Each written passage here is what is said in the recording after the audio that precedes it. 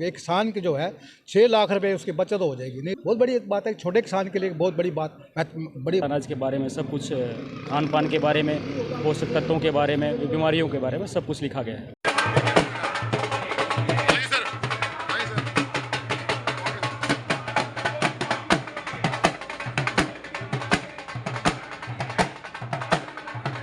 समय के अनुरूप आपने खाद डालना है, 8,000 रुपए आप खर्च कर लेते हो।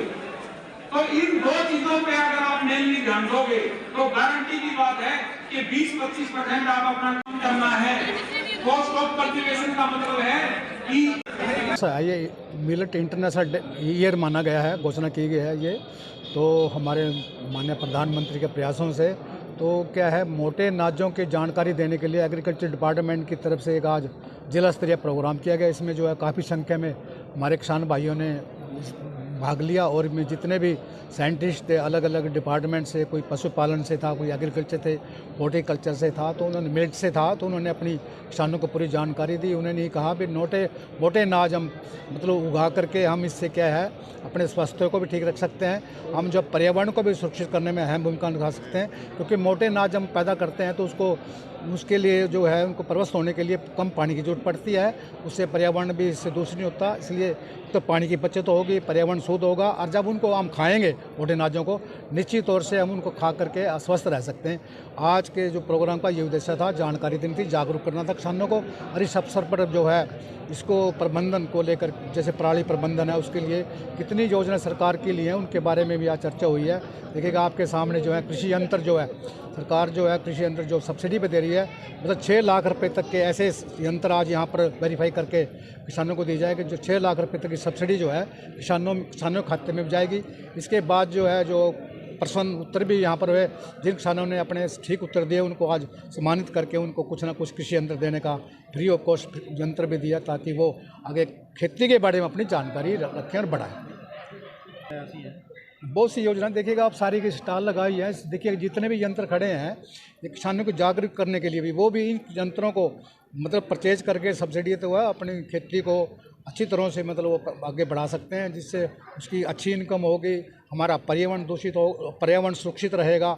हम जो मोटे अनाज की तरफ वो जाएंगे, जैसे ऑर्गेनिक खेती की तरफ जाएंगे, निश्चित तौर से वो जो ऑर्गेनिक फसलें जो पैदावार होगी उससे बेच करके उनकी इनकम भी ज़्यादा मिलेगी, और जो खाएगा उनको इस्तेमाल करेगा उनका स्वास्थ्य ठीक रहेगा।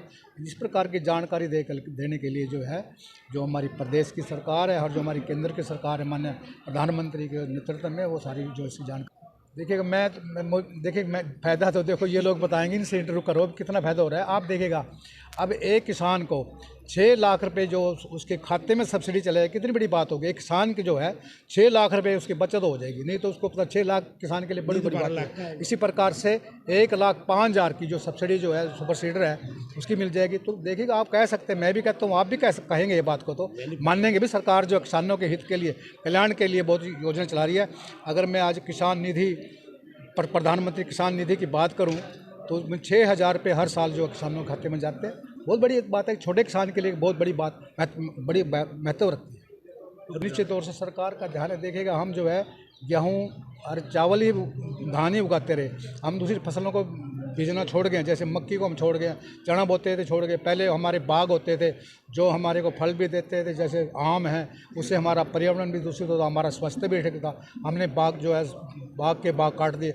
अब समय आ गया है कि हमने जिस प्रकार ध्यान देना होगा। सरकार जो है बागबानी के ऊपर अलग से डिपार्टमेंट बनाया हॉर्टिकल्चर से, तो वो बागबानी को बढ़ाने के लिए किसानों को जागरूक करता है। वहाँ पर भी इसी प्रकार से सब्सिडी दी जाती है, जो पौधे बागबानी के लगाते हैं, सब्जियों पर भी सब्सिडी दी जाती है। तो किसानों को इनकम बढ़े और वो मतलब डाइवर्सिफिकेशन फसलों को बोएं, तो निश्चित तौर से फिर इससे जनता को भी फायदा होगा, सरकार को फायदा होगा।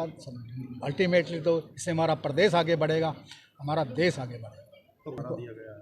अपनी विरासत अपना पानी देखेगा। वो भी 2-3 साल से हमारे माननीय मुख्यमंत्री जो है चिंता करते हैं इस चीज़ की, क्योंकि हमारा वाटर लेवल जो है, आप देखेंगे जब पहले आज से 50 साल पहले हमारी जो ट्यूबवेल, अगर मैं इंदिरा की बात करूँ, यहाँ मोटरें ऊपर ही थी, ऊपर चलती रही। हमने बड़ी हैरानी होती थी भी देखी कि हम मोटर ऊपर चल रही है और आप खेतों में जाकर रख दिया मोटर, वही मोटर जो है 30 फुट पे है, 40 फुट पे, 50 फुट चली गया।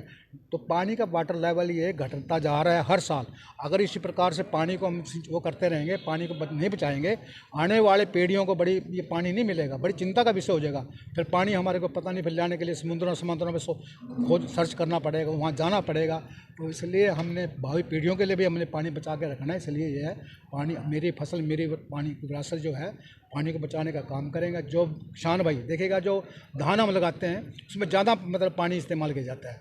तो किसान, हमारी प्रदेश सरकार ने, माननीय मनोहर लाल ने, मुख्यमंत्री ने एक योजना चलाई है, जो किसान वो अपनी जीरी नहीं बोएगा और वो दूसरी फसल बोएगा, मक्की बोएगा, तो उसको ना बोने पे जो उसको है जीरी ना बोने पे उसको 7,000 रुपये की सब्सिडी देगी। बहुत बड़ी बात है, बहुत बड़ी बात है। इससे पानी बचेगा, किसान की भी जो थोड़ा बहुत घाटा होना था उसने कोई वो दूसरी वो भी पूरा हो जाएगा। जो आज कार्यक्रम आयोजित किया गया इसका मुख्य उद्देश्य इंटरनेशनल ईयर ऑफ मिलेट्स है। जैसा कि आपको पता है कि 2023 को international year of millets declare किया गया है, तो उसी के उपलक्ष्य में आज ये जिला स्तरीय कार्यक्रम आयोजित किया गया था।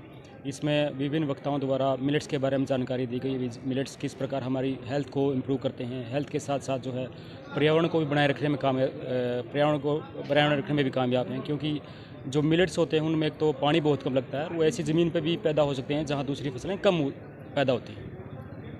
तो सर, क्योंकि पहले भी ये लोग मोटा अनाज तो उगाते थे लेकिन छोड़ चुके थे, अब दोबारा से प्रयास किए जा रहे हैं विभाग की तरफ? हाँ, 40-50 साल पहले हरियाणा में या देश भर में मोटा अनाज बहुत होता था, लेकिन अब क्योंकि आपको पता है कि जैसे गेहूं और धान के चक्कर में मोटा अनाज उगाना बंद कर दिया था, उसकी कंजप्शन भी कम हो गई थी। तो इसी चीज़ को प्रमोट करने के लिए आज ये जिला स्तर कार्यक्रम आयोजित किया गया था। बिल्कुल, जैसे आजकल बहुत सारे लोगों को BP, शुगर, डायबिटीज़ की प्रॉब्लम है, तो मोटा अनाज खाने से जो ये समस्या दूर हो जाती हैं। जैसा माननीय विधायक साहब ने बताया कि वो खुद भी इसका सेवन करते हैं और डॉक्टर खादर अली हैं जो इसके विशेषज्ञ माने जाते हैं, वो भी इस चीज़ को प्रमोट करते हैं कि प्रत्येक आदमी को कम से कम एक बार मोटा अनाज अवश्य खाना चाहिए।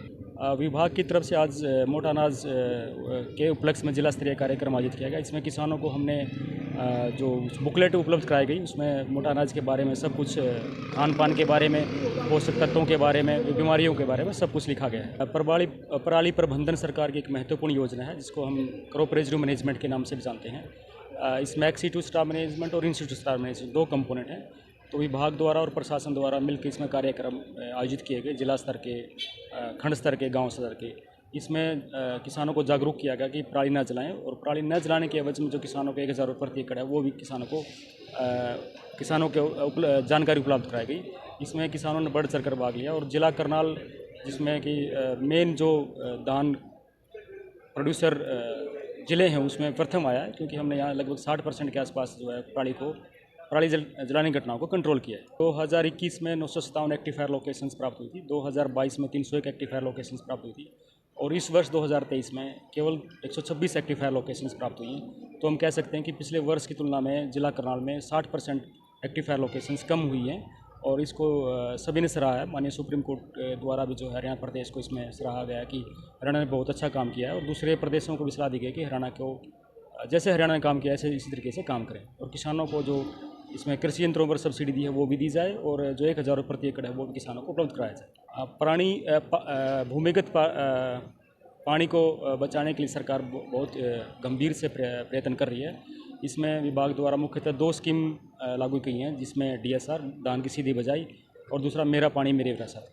जिला करनाल में DSR के अंतर्गत 20,000 एकड़ लोगों ने लगाया है, जिसमें तकरीबन 8 करोड़ रुपए हम किसानों को वितरित करेंगे। दूसरा मेरा पानी मेरी विरासत के तहत लगभग 3,000 एकड़ का जो लोगों ने मेरा पानी मेरी विरासत में लाभ लेने के लिए हमें आवेदन प्राप्त हुआ।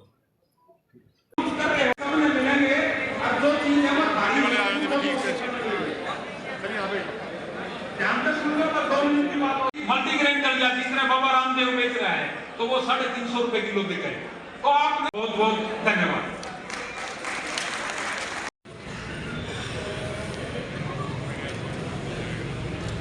करनी है कि एग्रीकल्चर के एंटरप्रेन्योर, अब सीधी सी बात है कि गेहूं आप बेचोगे तो आपका इंद्री हल्के के MLA राम कुमार जी कश्यप हमारे बीच में पधार चुके हैं। मैं प्रार्थना करता हूं कि तालियां सेंटर के माध्यम से है तो 80% सब्सिडी पे मिल रही है। इससे ज्यादा ना तो हिंदुस्तान से, जो हिंदुस्तान के अंदर सब्सिडी मिल रही है ना, किसी देश में नहीं मिल रही, पता कर लियो। रेट जो है मार्केट के अंदर आपको उसका डबल भी मिल जाता है, तो इस चीज पे विचार करना पड़ेगा। क्योंकि मैं भी एक किसान परिवार से संबंध रखता हूँ, मुझे भी इस प्रकार के प्रोग्राम में जाते हैं बहुत कुछ सीखने को मिलता है। तो आज मोटे अनाज के बारे में या